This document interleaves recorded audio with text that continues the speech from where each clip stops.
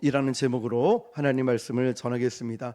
느헤미야 5번째 시간으로 오늘 이 느헤미야가 성벽을 재건하면서 제목 그대로 비판을 받게 되죠. 그런데 여러분 생각해 보시면 우리도 주의 일을 하다 보면 본의 아니게 비판을 하는 경우도 있고 비판을 받을 때도 있습니다. 비판을 받으면 여러분 마음이 어떻습니까? 무너질 때가 있고 참 마음이 어려울 때가 있습니다.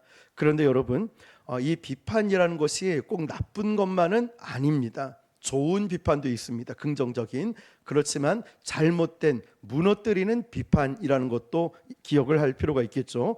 어떤 교회 성도가 목사님을 찾아와서 이런 말을 합니다. 목사님, 저는 은사가 하나밖에 없어서 쓰임받는 인생을 살 수 없을 것 같습니다 라고 이야기하니까 그 목사님이 이렇게 얘기합니다. 네, 성도님, 기독교 역사 가운데는 단 하나의 은사를 가지고도 주의 나라를 위해서 쓰임받는 사람들로 가득 차 있으니 걱정하지 마십시오. 그러면서 그런데 성도님, 그 한 가지 은사가 무엇입니까? 라고 물어보니 이 성도가 이렇게 말합니다. 저에게 가진 은사는 비판의 은사입니다.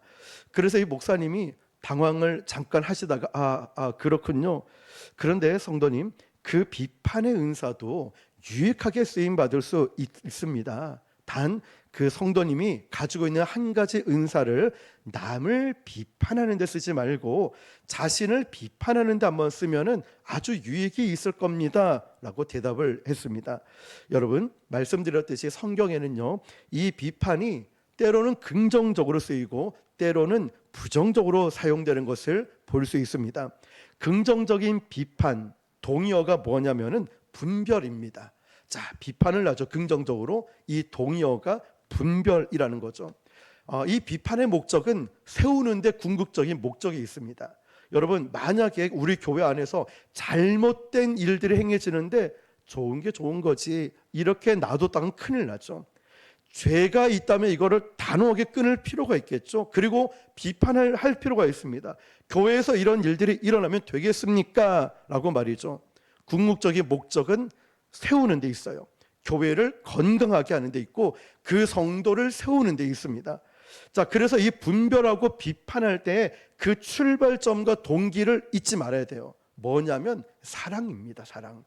저 사람이 싫어서, 아니면 교회가 싫어서, 아니면 이런 일들이 싫어서 미워하는 마음으로 비판하는 것이 아니라 이 비판의 동기는 무엇이라고요? 사랑입니다. 정말 교회를 사랑하고 성도를 사랑하는 마음으로 비판을 해야 이 사람이 올바르게 세워질 수 있습니다. 그래서 이 비판의 긍정적인 은사는 하나님으로부터 주어지는 것입니다. 구약의 예언자들이 바로 그런 사람들이었습니다. 우리는 우리의 처지를 잘 분별할 필요가 있고 우리 교회와 우리 성도들의 영적인 상태를 잘 분별할 필요가 있습니다.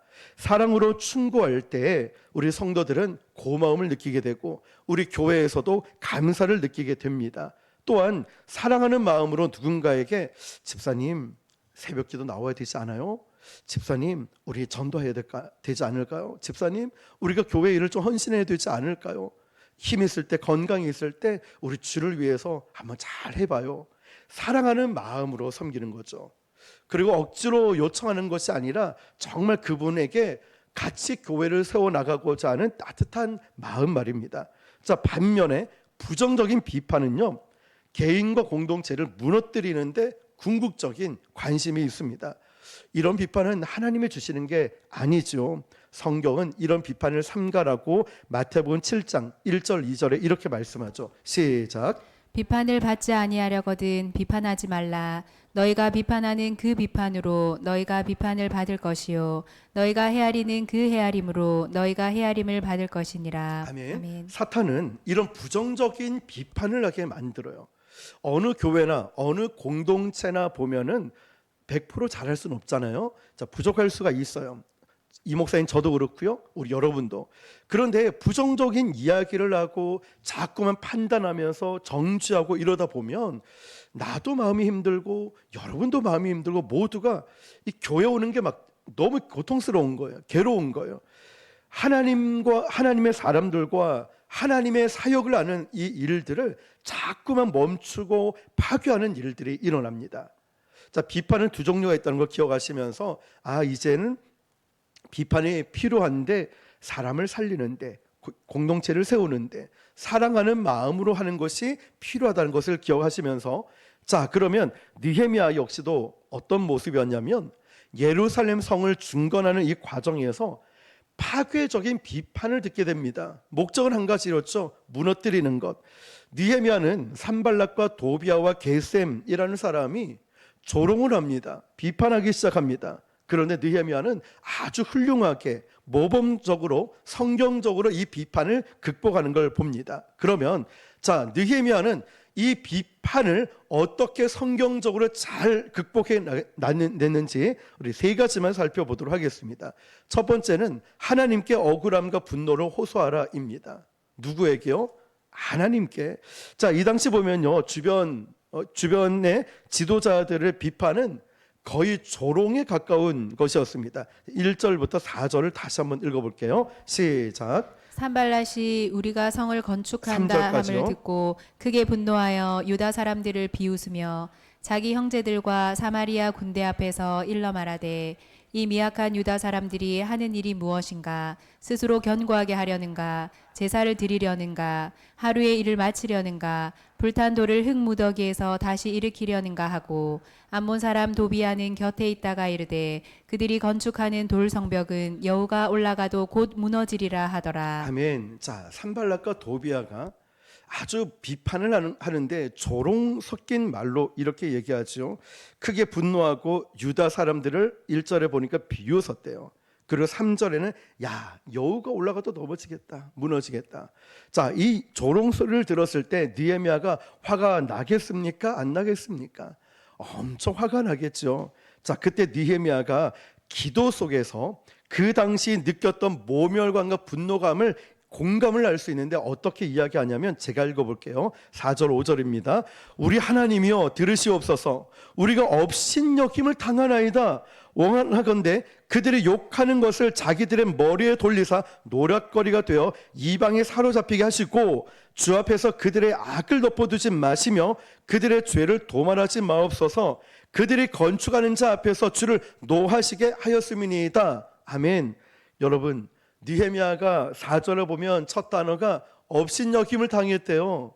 얼마나 자존심이 상했을까요? 주님께 호소하는 거예요. 저 업신여김 당했어요. 저 무시당했습니다.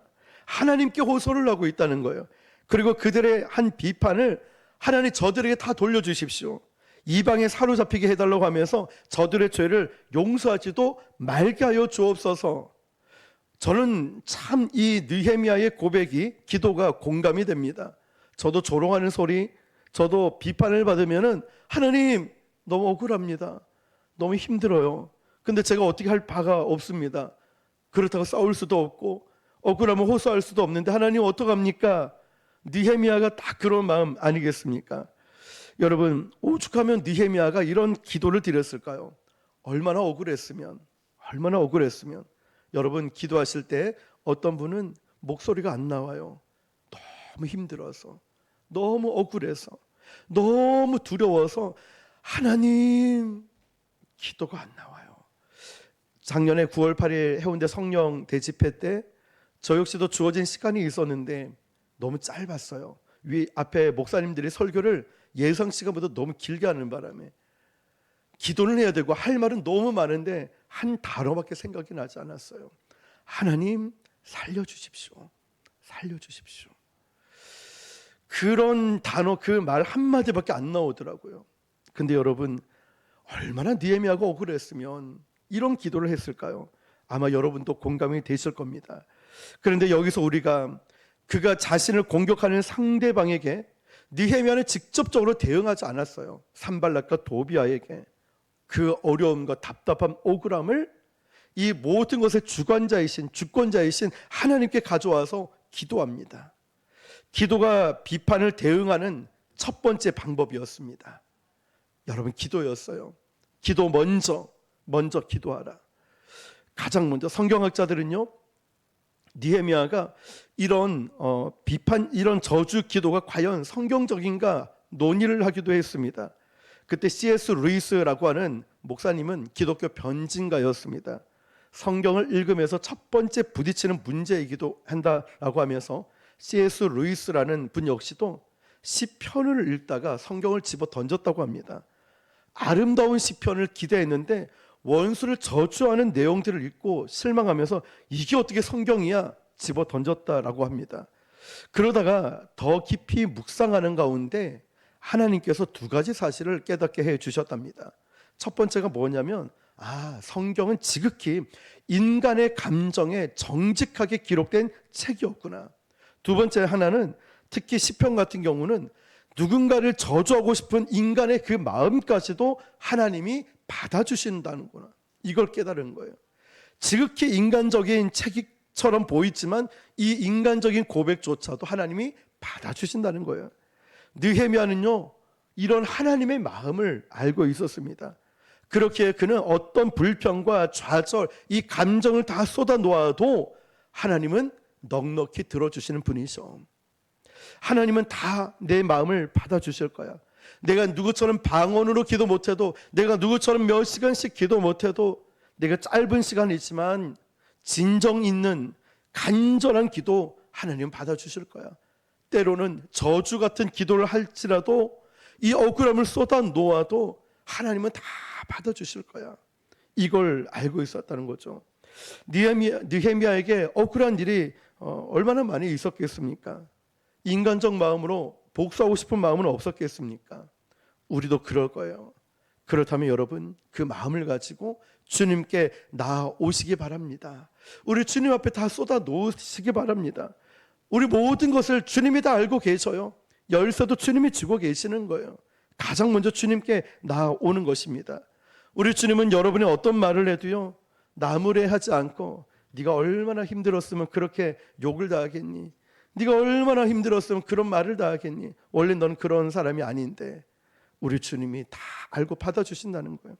성경은 때때로 원수가 가까운 사람일 수도 있다고 말씀하고 있죠. 마태복음 10장 36절 보니까 사람의 원수가 자기 집안의 식구라. 때로는 가장 가까운 사람일 때가 있다는 거죠. 그래서 가까운 가족일수록 우리가 직접적으로 대응하는 것이 아니라 주님 앞에 나와서 억울함과 힘듦을 호소하라는 것입니다. 우리의 모든 연약함을 아시는 주님께서 가장 좋은 처방을 내려주신다는 것입니다. 여러분, 지금도 억울함과 힘듦, 두려움으로 사로잡혀 있는 분이 계시다면 가장 먼저 모든 것을 알고 계시는 주님 앞에 다 쏟아 놓으시기를 축복합니다. 두 번째는요, 비판을 받을 때 두 번째는 포기하지 말고 집념을 발휘하라입니다. 포기하지 말고 집념을 발휘하라. 느헤미야를 공격한 원수들의 작전 중 하나가 뭐냐면 일종의 김빼기 작전이었습니다. 예루살렘 성을 건축하고자 하는 의욕을 좌절시키는 거예요. 우리도 그럴 때 있죠. 주님을 위해서 열심히 해야지 초창기에 사명을 받고 쫙 달려오다가 어떤 일로 축 꺾일 때가 있어요. 저도 그렇고 우리 누구에게나 이런 일은 다 옵니다. 자, 이런 상황이에요. 의욕이 다 꺾여버렸어요. 이때 느헤미야가 실망하면서 성전 건축을 포기했더라면 가장 기뻐하는 사람이 누구일까요? 원수들이죠. 산발랏, 도비야. 마귀가 사탄이 가장 좋아하는 것 아닐까요? 만약에 이 목사, 제가 몸이 아프다고 허리가 이제 좀 삐끗했잖아요. 오늘 예배 좀 쉬겠습니다. 새벽기도 쉴게요. 전도 쉬겠습니다. 누가 가장 기뻐할까요? 마귀죠. 봐봐, 너도 똑같아. 네가 아무리 열심히 한다 말해도 너도 똑같아. 그런데 이런 날에 비가 올 때 한번 나갔더니 저 위에 전자담배 파는 젊은 남자 사장님이 비 오는데도 나와요? 다른 교회는 안 나오던데. 이런 날도 전도해요? 다른 교회는 안 나오던데. 네, 우리 교회는 다릅니다. 우리 교회는 이런 거 저런 거 가리지 않고 사랑하는 마음으로 다 하고 있습니다. 눈이 동그래지면 놀라는 거죠. 자, 여러분, 저와 여러분이 맡긴 이 사명을 포기할 때 제일 기뻐하는 사람은 바로 사탄이고, 사탄의 작전에 우리가 넘어가게 되는 거죠. 사탄은 하나님을 대적하는 자입니다.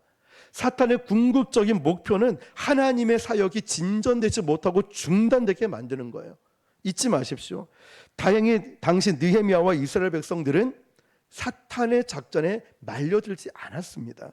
6절을 한번 보겠습니다. 시작.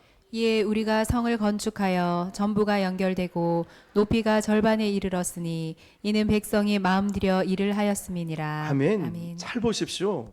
산발락과 도비아가 그 앞절에 보면은 여우가 가도 넘어지겠다, 무너지겠다라고 했는데 느헤미야는 아랑곳하지 않았습니다.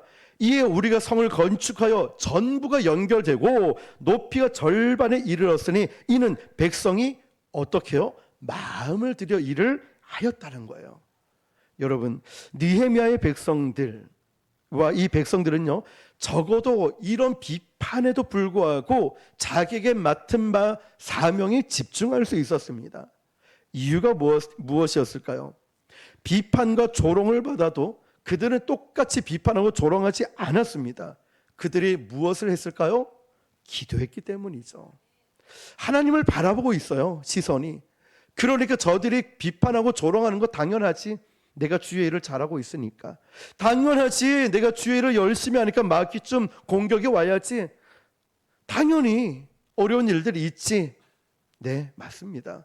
저는 그렇게 생각합니다. 그렇게 믿고요. 저희가 아픔이 오고 제가 육신의 질병으로 고통당해도요, 또 정말 여러 가지 힘든 상황도 그렇게 생각합니다. 하나님이 우리 교회를 영적으로 건강하게 세우고 있기 때문에 이런 공격도 오는구나. 기도하니까 걱정하지 않았어요. 저만 기도할까요? 여러분도 기도하시잖아요. 기도하니까 맡겨진 일에 집중을 할 수 있었습니다. 제임스 보이스라는 느헤미야 강의 집에 보면 이 얘기가 나와요. 뉴욕 양키스와 미러키 브레이브스가 전설적인 야구 경기를 했는데요. 뉴욕 양키스에서 입이 험하기로 유명한 포수 요기 베라라는 사람이 있었고, 미러키에는 강타자 행키 아론이라는 사람이 있었어요. 월드시리즈 마지막 결승전에서 포수와 타자가 맞붙게 되었어요. 그때 포수로 딱 공을 받으려고 앉아있는 요기 베라스라는 사람이 강타자 행키 아론이라는 사람이 딱 들어서자마자 배트를 잡고 있는데 집중력을 분산시키기 위해서 포수인 아론이라는 사람이 놀려댑니다. 어이 행키 아론, 당신 지금 그 배트를 잘못 잡고 있어. 상표가 읽을 수 있도록 잡아야지. 이 마스크를 쓰고 포수 글러브를 끼고 있으면서도 계속 이야기를 하는 거예요. 행키 아론에게. 이 행키 아론은 배트를 잡고 있으면서 이제 투수가 공을 던지니까 집중을 하고 있기 때문에 아무런 대꾸를 하지 않았습니다. 마침내 투수가 공을 던졌고 행키 아론은 딱 치는 순간에 홈런이 되어버렸어요. 그리고 이 다 돌고 베이스를 밟고 돌아오면서 행키 아론이 이런 말을 합니다. 요기 베라에게 얘기하죠. 여보게 요기 베라, 나는 상표를 읽으려고 이 자리 타석에 서 있는 것이 아니라네. 행키 아론은 집중력을 분산시키려는 전술에 말려들지 않고 목표에 전념해서 승리하게 됐다는 것입니다. 여러분, 인류 역사상 가장 위대한 발전도 보면 여러분 잘 아실 거예요. 비판과 조롱이 반드시 있었습니다. 그렇지만 그런 사람들은 모든 비판과 조롱을 뛰어넘어서 사명감을 따라 일을 했던 사람인데요. 모터 자동차가 시운전했을 때 두 필의 말이 가는 것보다 이 모터 자동차는 훨씬 더 느렸다라고 합니다. 그리고 전구가 실험되었을 때 이 불이 들어왔는지 안 들어왔는지 보이지 않아서 그 당시에 가스 램프로 비춰보니까 여기 불이 들어왔구나. 이 정도 조롱 소리를 들었고요. 인류 역사상 첫 번째 비행기가 하늘을 날렸을 때 공중에 떠 있는 시간은 불과 59초밖에 안 됐고 곤두박질을 쳤습니다. 이때 사람들은 한결같이 조롱하고 비판을 했습니다. 그런데 이 비판과 조롱을 받은 사람들의 공통점이 하나 있습니다. 뭘까요? 하나같이 모두가 포기하지 않았다는 사실이에요. 그들은 스스로 사명이라 여기고 그 일에 집중을 했습니다. 그러므로 파괴적인 비판에 대해 성경적 처방은 뭐냐? 첫 번째는요, 기도하는 것이었고요. 두 번째는 맡은 일에 집중하는 것이었어요. 그러니까 저희에게, 여러분에게, 우리에게 주신 이 사명이 무엇인가? 여기에 집중할 수 있는 것, 집중할 수밖에 없는 건 우리가 기도했기 때문에 하나님이 주신 사명을 이룰 수 있다는 것입니다. 마지막 세 번째는요, 이 모든 일에 갚으실 일을 기억하는 것입니다. 이 모든 일에 갚으실 일을 기억하는 것이죠. 여러분, 아무리 사명감을 가지고 이 부르심 소명의 자리에서 최선을 다해도요, 비판이 지속적으로 되면은 좌절하기 쉽습니다. 내가 잘하고 있나? 내가 잘못하는 것 아니야? 너무 주변에서 비판이 많으니까요. 그렇다면 이때 우리가 할 일은 무엇일까요? 하나님을 기억하는 것입니다. 아멘이십니까? 하나님을 바라보는 거예요. 비판을 해요. 왜 너만 유별나게 그걸 해야 되냐? 아무도 없는데 너 혼자 기도해야 되냐? 왜 굳이 이렇게 해야 되느냐? 비판을 받을 때 하나님을 기억하는 것, 하나님을 바라보는 것입니다. 이 일을 시작하게 하신 이가 누굴까? 하나님이시죠. 아멘. 그렇다면 이 일을 마치게끔 하시는 분 역시도 하나님이시죠. 아멘. 하나님을 기억하는 거예요. 느헤미야가 한 일이 바로 이거였습니다. 여러분 지금 힘드십니까? 두렵습니까? 지쳐 있어요? 하나님을 기억해 보십시오. 왜 나를 이곳에 보내주셨을까? 왜 나를 이 일을 하게끔 하셨을까? 왜 하나님 나를 쓰실까? 하나님을 기억하는 거예요. 하나님을 생각해 보십시오. 그러면 주님의 마음이 느껴질 거예요. 나같이 연약하고 부족한 자도 순종하는 자를 통하여 일하시고, 아, 이것 때문에 하나님이 나를 쓰셨구나. 이것 때문에 나를 하나님이 불러주셨구나. 이 일을 위하여 하나님이 나를 이곳에 순복음교회에 보내주셔서 이 자리에서 예배하게 하셨구나. 10절을 한번 보니까요, 유다 사람들은 이르기를 흙 무더기가 아직도 많거늘 짐을 나르는 자의 힘이 다 빠졌으니 우리가 성을 건축하지 못하리라. 이스라엘의 위기가 찾아왔습니다. 비판을 계속 받으니까 이 패배감이 공동체를 사로잡기 시작해요. 예를 들면 우리 안에도 왜 부흥이 안 되지? 왜 능력이 안 나타나지? 왜 이렇게 변화가 없지? 왜 그대로지? 등등등. 우리 자신에게도 왜 나는 능력을 못 받지? 왜 나에게는 기도 응답이 없을까? 내 삶에도 마찬가지고 가정에도 마찬가지예요. 패배감이 사로잡힐 때가 있어요. 자, 그렇다면 이때 느헤미야가 전한 메시지가 무엇일까? 중요한 거 14절이에요. 시작. 내가 돌아본 후에 일어나서 귀족들과 민장들과 남은 백성에게 말하기를 너희는 그들을 두려워하지 말고 지극히 크시고 두려우신 주를 기억하고 너희 형제와 자녀와 아내와 집을 위하여 싸우라. 아멘. 여러분 말씀 보십시오. 이 백성들이 낙심한 거예요.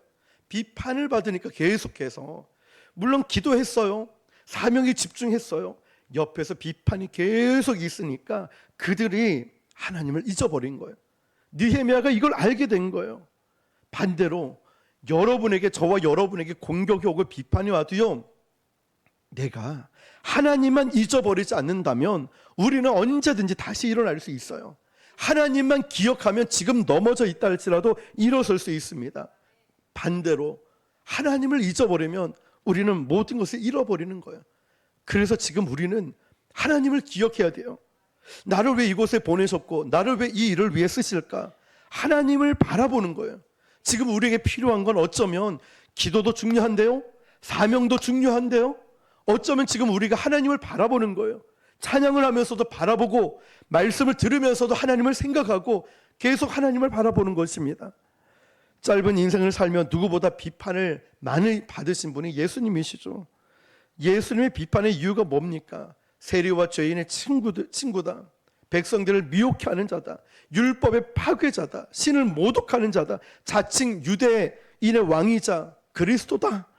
가이사에게 세금 바치는 것을 금화도로 선동하는 자다. 성전을 헐고 사흘 만에 짓겠다고 거짓말하는 자다. 예수님은 그 공생의 기간 동안 얼마나 많은 비판을 받은지 몰라요. 그때 예수님은 딱 두 가지의 행동을 취하셨습니다. 하나는 침묵이었어요. 두 번째는 기도였지요. 정필도 목사님의 유명한 말씀들이 있죠. 아시죠, 여러분? 수영로 교회 사람들 대부분 이 말을 하죠. 입 다물고 기도하자고. 문제만 생기면. 예수님의 이 모습이었거든요. 입 다물고 문제가 커지고 와전될 수 있으니까 입 다물고 기도하자고.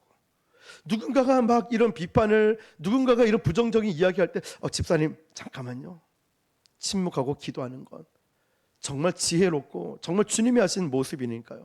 예수님이 괴로우실 때마다 입을 열면서 아버지 기도하셨잖아요. 예수님의 고독과 고통 순간에서도 모든 것을 아시는 하나님 아버지를 기억하고 하나님 아버지의 손에 의탁하셨습니다. 예수님이 이 땅에서 남긴 마지막 말씀도 아버지요 내 영혼을 아버지의 손에 부탁하나이다. 아버지를 기억했다는, 하나님을 기억하는 것이 곧 승리였습니다. 주님을 기억하는 것이었어요. 예수님이 하나님 아버지를 기억했듯이 우리 또한 주님을 기억해야 되는 줄 믿습니다. 초대 그리스도인들이 핍박이 절정에 달했을 때 말할 자유도 없고 밖에 돌아다닐 자유도 없었어요. 서로 격려하기 위해서 마지막으로 할 수 있었던 것은 그들이 카타콤 동굴에 숨어 들어가서 이 말만 했답니다. 하나님을 기억하십시오. 예수님을 기억하십시오. 글귀를 새겨 놓았어요. 그래서 밖에 지나다니다가 물고기 표시 아시죠? 조용히 말하면 죽을 수 있고 순교당하고 어려움이 있으니까 조용히 발로 물고기 오른 윗등을 그려요. 그럼 지나가다가 밑에 등을 그립니다. 당신도 그리스도인이냐? 나도 그리스도인입니다. 그리는 거예요. 한 사람 밑으로 그리는 거예요. 이 표시로 성도 간의 교제가 이루어졌다는 거예요. 기억을 했다는 거예요. 여러분, 그리고 기억조차 힘들어졌을 때 이런 물고기 표시로 인사를 나누면서 익투스라고 하죠. 예수 그리스도는 하나님의 아들이시다. 예수님은 구주십니다. 이걸 그리면서 발로 그리면서 서로 기억하자고. 우리를 구원하실 분은 주님밖에 없다고 기억했던 거예요. 여러분, 우리도 지금 기억해야 될 것은 부정적인 어려움, 불평이 아니라 지금도 나와 함께하고 계시는, 나를 쓰고 계시는, 나와 동행하고 계시는 하나님을 기억하는 거예요. 어려우면 어려울수록, 두려우면 두려울수록. 죄 없는 하나님의 아들 예수 그리스도께서 이 땅에서 비판과 조롱을 받으셨지만 마침내 어떻게 되셨죠? 승리하셨습니다. 주님을 기억하고 승리하신 거예요. 우리도 주님을 기억하고 사명을 기억함으로 승리하게 될 줄 믿습니다. 베드로는 예수님의 승리를 이렇게 증언하죠. 베드로전서 2장 23절 24절 시작. 욕을 당하시되 맞대어 욕하지 아니하시고 고난을 당하시되 위협하지 아니하시고 오직 공의로 심판하시는 이에게 부탁하시며 친히 나무에 달려 그 몸으로 우리 죄를 담당하셨으니 이는 우리로 죄에 대하여 죽고 의에 대하여 살게 하려 하심이라. 그가 채찍에 맞음으로 너희는 나음을 얻었나니. 아멘. 아멘. 그렇습니다. 예수님의 욕 받으심, 고난 받으심, 십자가에서 죽으심, 이 모든 것 통하여서 십자가에서 구원을 이루셨습니다. 우리 또한 억울하게 비판과 조롱을 당하고 있다면 기억하십시오. 기도하면서 하나님께 다 맡긴다는 것. 기도 먼저 기도하는 것. 두 번째로 우리 하나님께서 나에게 주신 이 사명들을 기억하고 여기에 집중하는 거예요. 사람들의 말에 일일이 대꾸하고 일일이 반응하는 것이 아니라 하나님의 나를 부르셨으니 나는 여기에 집중하는 거예요. 부르심에. 세 번째, 여러분 이런저런 이야기 있을 때 주님을 다시 한번 기억해 보십시오. 주님을 한번 바라보십시오. 오늘도 나를 얼마나 사랑하시는가. 저는 찬양 인도를 하면서 주 예수 사랑 기쁨 내 마음속에 너무나 기쁜 찬양이잖아요. 그런데 주님이 저를 사랑한다고, 나 같은 자를 사랑한다고, 사랑한다는 마음에 눈물이 핑 도는 거예요. 사랑하구나. 나만 사랑하는 게 아니라 우리 성도들 모두를 사랑하고 우리 부곡 순복음교회를 참 사랑하시는구나. 그 사랑에 눈물이 핑 도는 거예요. 그 사랑을 경험하고 나니 너무 기쁨이 넘치는 거죠. 자, 여러분 오늘 말씀을 정리하겠습니다. 기억하십시오. 우리 기도에 더욱더 힘씁시다. 하나님께서 우리 교회를 쓰실 때 좋은 일만 있지는 않아요. 마귀의 공격 반드시 있습니다. 이걸 분별하기 위해서는 기도해야 됩니다. 기도밖에는 방법이 없어요. 기도 외에는 이런 종류가 나갈 수 없다고 했어요. 기도에 피곤하지만 힘들지만 우리가 힘써야 된다는 것. 두 번째로는 우리 비판할 때 여러분 부정적인 비판이 아니라 교회를 세우기 위해서는 비판이 필요해요. 동기는 사랑이에요. 사랑으로 비판하면서 나에게 주신, 여러분에게 주신 사명이 무엇인가를 보며 여기에 집중하고, 그 비판도 너무 지나치다 보니 힘들 수 있죠. 그때 하나님을 바라보는 거예요. 그래서 우리 주님을 기억하십시다. 계속 기억합시다. 하나님을 기억하십시오. 예수님을 기억하십시오. 주님이 어떻게 이 땅을 사시고 승리하신지를 기억하면서 여러분 비판이 있을 때 세 가지 성경적인 원리들을 잘 기억해서 꼭 승리하시기를 주님의 이름으로 축원합니다. 기도하겠습니다. 오늘 주신 말씀을